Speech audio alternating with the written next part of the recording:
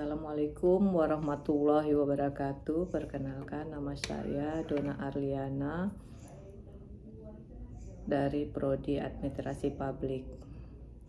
Saya akan menyampaikan rangkuman materi Sistem Ekonomi Indonesia pada semester pendek yang telah disampaikan oleh dosen pengajar, yaitu Ibu Riau Sujarwani, SOS MM. Baiklah, untuk mempersingkat waktu, saya akan memulainya. Pada pertemuan pertama,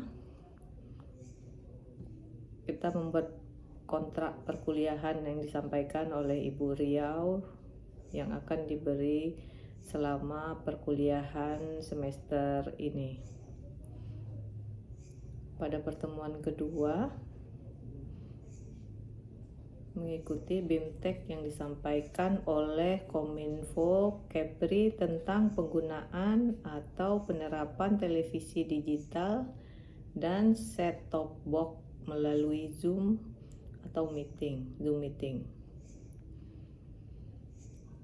Pada pertemuan ketiga, materi pengertian tentang sistem ekonomi menurut beberapa para ahli.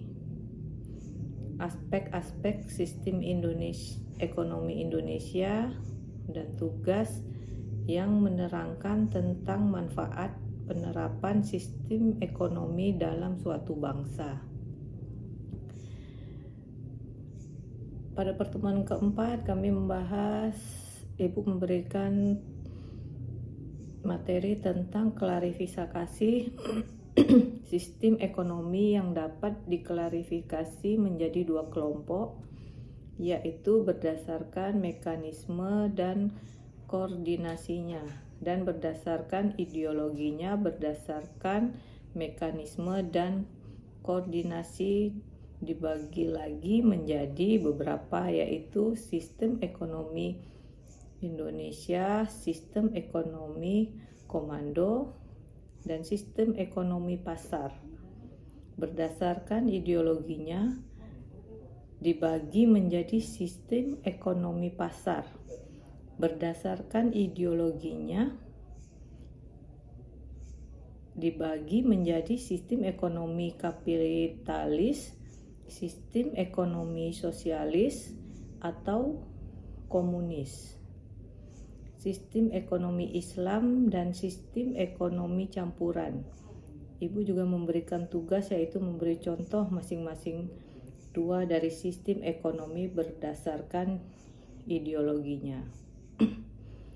Pada pertemuan kelima, Ibu memberikan materi tentang landasan sistem ekonomi Indonesia.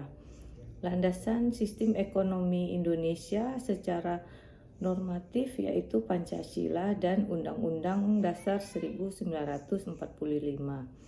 Semua butir-butir Pancasila dapat menjadi landasan sistem ekonomi Indonesia, dan pada pasal 33 Undang-Undang Dasar 1945 merupakan pasal utama bertumpunya sistem ekonomi Indonesia yang berdasarkan Pancasila.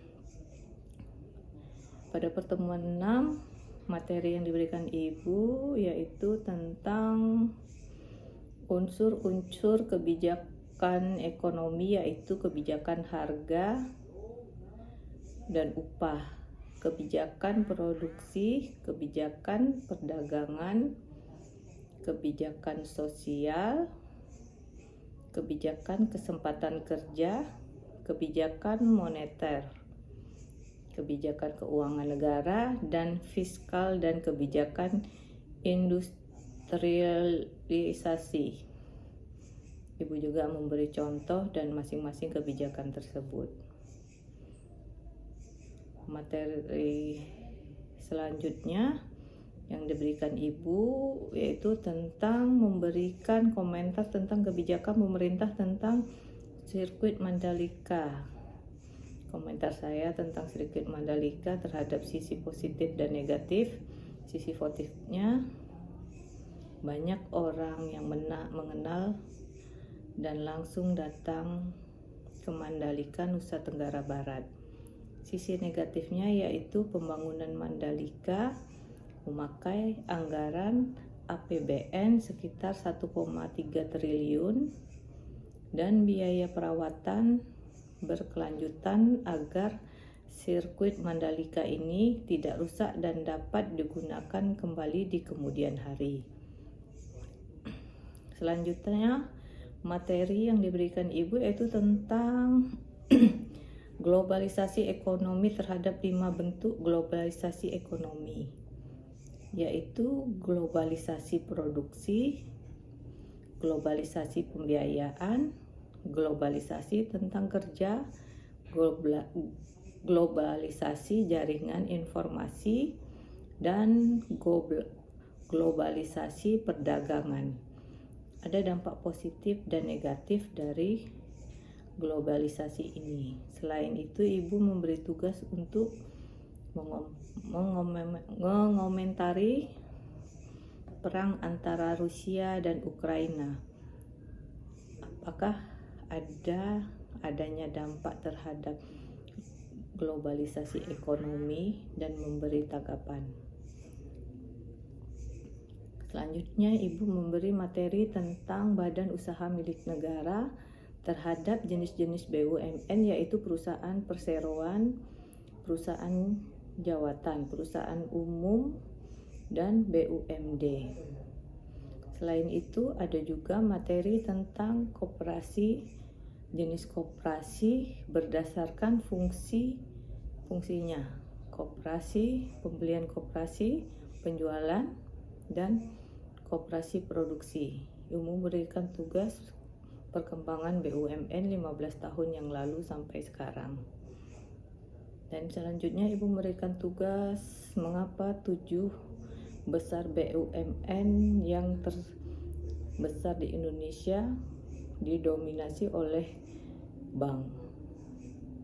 Berikan penjelasan dan gambaran nyatanya berdasarkan video yang diberikan oleh Ibu. Menurut Menteri BUMN Pak Erick Thohir, BUMN terbesar di Indonesia ada 7, yaitu PLN, PT Bank Rakyat Indonesia, PT Bank Mandiri, PT Pertamina, PT Bank Negara Indonesia, PT Bank Tabungan Negara, dan PT Telkom Indonesia Persero. Selanjutnya Ibu memberikan tentang koperasi. Koperasi ini memiliki prinsip yaitu terbuka atau sukarela. Sukarela, pengelolaannya demokratis, partisipasinya dalam ekonomi, kebebasan dan pengembangan pendidikan, pelatihan dan informasi. Di Indonesia sendiri telah dibuat Undang-Undang Nomor 25 Tahun 1992 tentang perkoperasian. Ada beberapa jenis koperasi yaitu berdasarkan fungsinya, berdasarkan tingkat dan luas kerja, berdasarkan status keanggotaannya.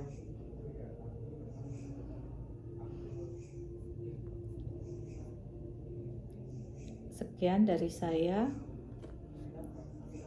Saya ucapkan terima kasih. Assalamualaikum warahmatullahi wabarakatuh.